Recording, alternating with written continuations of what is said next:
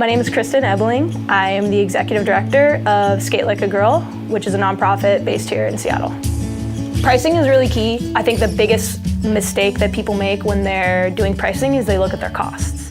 So they run a budget spreadsheet and they're like, oh, my counselors are gonna cost me, $15 an hour for this many hours and set up and clean up, and then I need to buy this gear and print this out. So you're building, your program fee off of your cost. Why that doesn't make sense is that when you are a customer and you're looking online for what you're gonna have your kid do this summer, you're gonna look at basketball camp, karate camp, stick twirling camp. Like, there's literally a camp for everything now. And so what you wanna be doing is finding camps that are similar alternatives to whatever your camp is. We're a skateboarding camp, so I look directly at what are our competitors. If you Google search skate camp in Seattle or whatever city, how much do those camps cost? What are they providing for that cost? How can you provide something unique and different outside of that?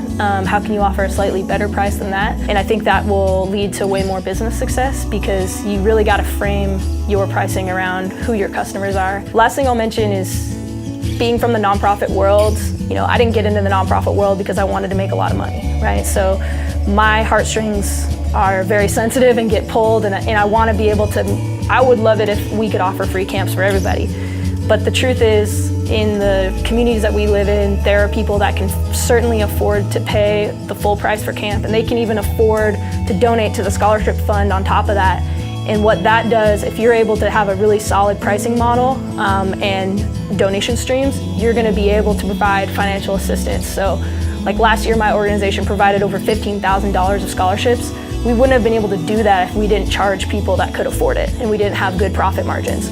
So if you're committed to equity, really consider not having really low prices. Not only does that communicate that there's not high value, but you're also leaving money on the table that can be used to do more charitable work.